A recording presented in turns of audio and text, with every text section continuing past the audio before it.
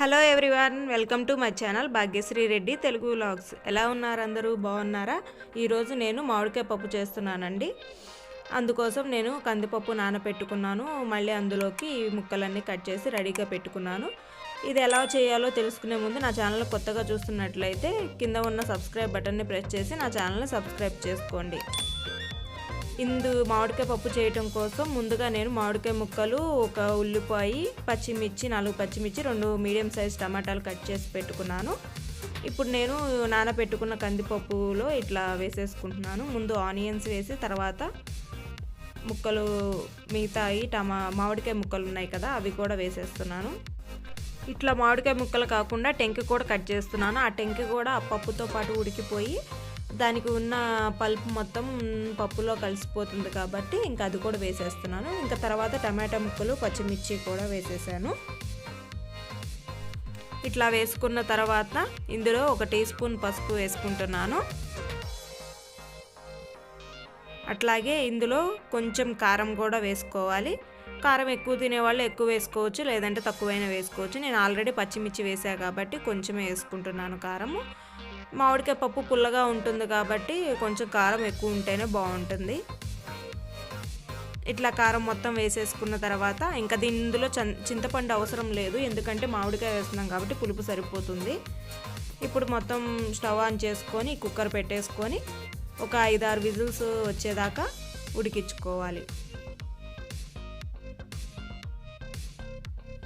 ఇట్లా విజిల్స్ అన్నీ వచ్చాక ఆవిరిపోయేదాకా ఉంచి, ఆవిరిపోయినాక ఇట్లా మూత తీసి అందులో నేను ఉప్పు వేసుకొని మెదుపుకుంటున్నాను.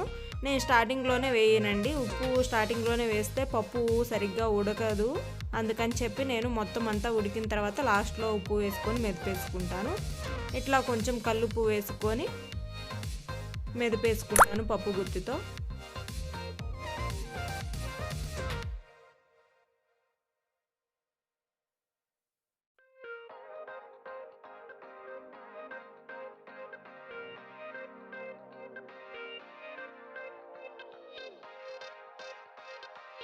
ఇట్లా మెత్తగా పప్పు మొత్తం మెదిపేసుకున్న తర్వాత ఇప్పుడు ఈ పప్పు తాలింపు వేసుకోవాలి.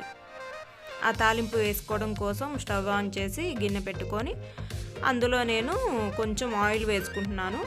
నెయ్యి ఉంటే నెయ్యి అయినా వేసుకోవచ్చు, నా దగ్గర నెయ్యి లేదు, అందుకని చెప్పి ఆయిలే వేస్తున్నాను. నెయ్యి వేస్తే కూడా పప్పు టేస్ట్ చాలా బాగుంటుంది. ఇట్లా తాలింపు వేయటం కోసం కొన్ని తాలింపు గింజలు, 2 ఎండుమిర్చి, 4 చిన్నులపాయలు దంచుకొని పెట్టుకున్నాను లైట్గా, కొంచెం కరివేపాకు. ఇందులో నేను ఇంగువ వేస్తానండి. పప్పు అయినా పప్పుచారు అయినా ఇంగువ వేస్తా, టేస్ట్ బాగుంటుందని.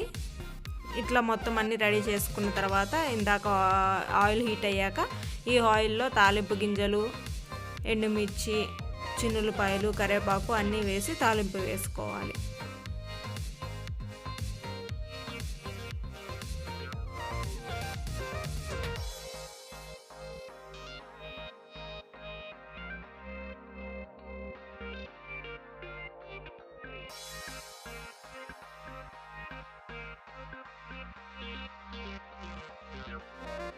ఇట్లా తాలింపు కొంచెం అన్నీ వేగాక ఇందులో లాస్ట్లో కొంచెం ఇంగువ కూడా వేసుకుంటున్నాను. నాకు ఇంగువ వేస్తే టేస్ట్ బాగుంటుంది అనిపిస్తుంది, అందుకని వేసుకుంటాను. ఇష్టం లేకపోతే స్కిప్ చేయొచ్చు.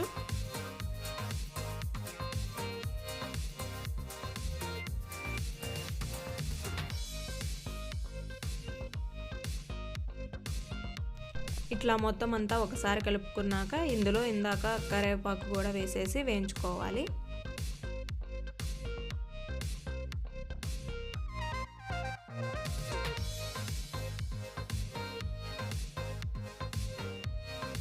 ఇట్లా తాలింపు మొత్తం వేగినాక ఇందాక మెదుపుకున్న పప్పు కూడా వేసేసి తాలింపులో వేసేసుకోవాలి. ఇట్లా తాలింపు వేసేటప్పుడు జాగ్రత్తగా ఉండాలండి, ఆయిల్ కొంచెం మీద పడుతుంది.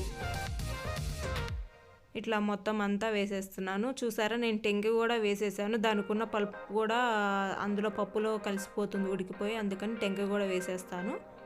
ఇట్లా మొత్తం అంతా వేసేసినాక చూడండి, మొత్తం తాలింపు పప్పు అంతా కలిసేలాగా ఒకసారి కలుపుకోవాలి. అంతేనండి, ఎంతో టేస్టీగా ఉండే మామిడికాయ పప్పు రెడీ. మామిడికాయల సీజన్ కాబట్టి మీరు కూడా తప్పనిసరిగా ఇంట్లో ఒకసారి ట్రై చేసి చూడండి, చాలా టేస్టీగా ఉంటుంది. అంతేనండి, ఈ వీడియో కనుక మీకు నచ్చినట్టయితే లైక్ చేయండి, షేర్ చేయండి, అలాగే ఎలా ఉందో కూడా కామెంట్ చేయడం మర్చిపోవద్దు. బాయ్.